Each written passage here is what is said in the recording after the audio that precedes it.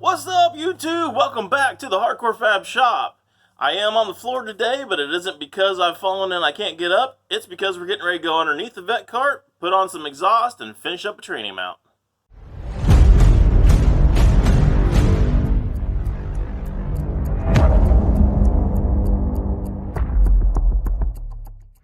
Like I said, we're back on the Vette Kart today, so I've got some parts and pieces to put together the exhaust, and we'll go over all of that.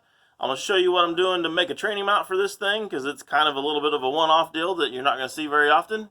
And I'm also going to grab some intake gaskets and throw the intake on real quick, and then the only thing we're really going to have left at this point is to go ahead and do some wiring and some plumbing for some fuel lines, and we'll be ready to actually drive this thing a little bit.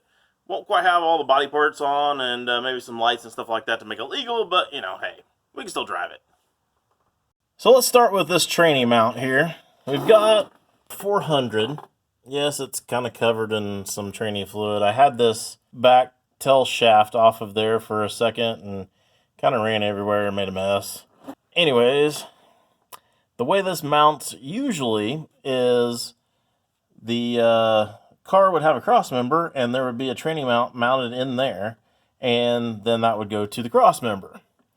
Well, this is a Corvette. It doesn't have a cross member. It has this torque arm that goes all the way down here and then bolts to the rear end of the car, which is a total pain in my ass, to be honest with you. I tried a couple of different things already before. You can see I already had a plate cut up there that I had fit on all that, and then I was going to try to make something that would come off of it over to this arm, but it's a mess. So what I'm going to do for now is just make this simple plate that is coming off of the original training mount bolts, and then go over to where it bolts in here and there, and hope for the best. And when it breaks and falls out on the road, then you guys can laugh at me later. So attempt number one is right here. I made this bracket and cut it out of some thinner material because I knew it was going to end up being something that was going to get thrown away in the end anyways. And that's kind of my shape. It's got the holes for the training mount, and then I've got two pieces of tube that I had cut off and slid in there, and seemed like it was going to work pretty decent. So I tweaked it a little bit more, and then I got to this scenario where it's the same thing there. And they got the tube in there, and I sit that in there, and it was all looking pretty decent, and thought we was going to be good to go. But then I started turning the yoke, and one of these tubes rubbed just a little bit on the yoke. So one more shot at the plasma table, and rework this just a little bit more and throw a little bit more clearance in there, and we should have it.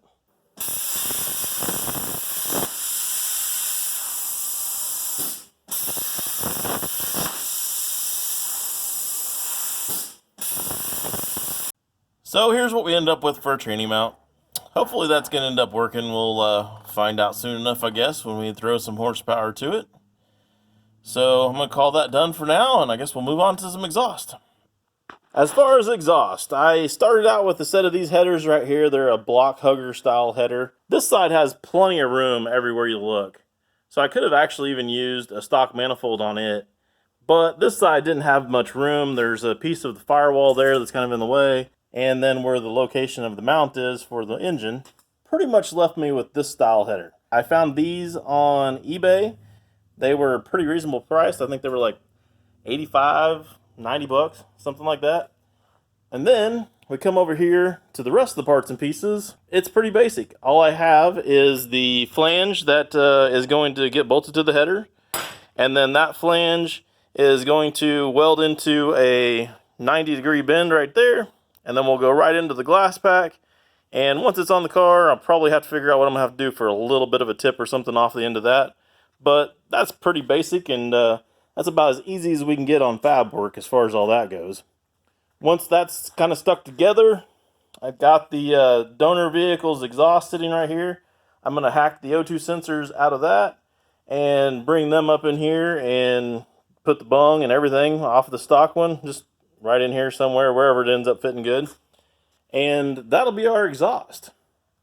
I'm not going super crazy with anything here. I thought about going all the way out the car originally just to try to keep the exhaust fumes down. But in the end, it's going to have a turbo and everything anyways, so all this stuff's going to just get scrapped. I spent $6 a piece or so on the bins, and then another $25 a piece on the glass backs, and then the $85 for the headers, so that ends up putting us, well, just barely over like $150 in the whole exhaust system.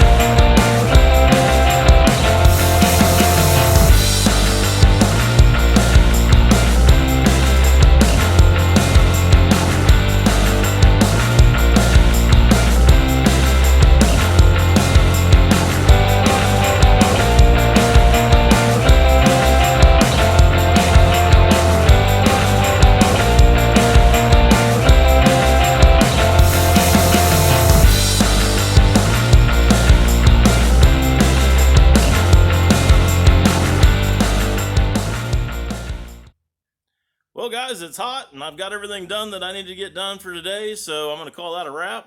There's the intake, and here's what the exhaust finally looked like when it's all done. I didn't put a tip on it yet because I didn't know whether or not it's going to actually need a side pipe or something to keep the fumes out, so I'm going to go ahead and get it started and see how all of that plays out before I go ahead and put a tip on. Speaking of which, make sure and like and subscribe on this video because we're going to be able to start this thing here probably in just the next couple of videos. So you're going to want to get a notification on that. So just hit the subscribe button. It don't cost you anything. I do need the subscriptions to try to get this channel built up. So please do that if you would. I would appreciate it. And we'll see you next time. Have a good one.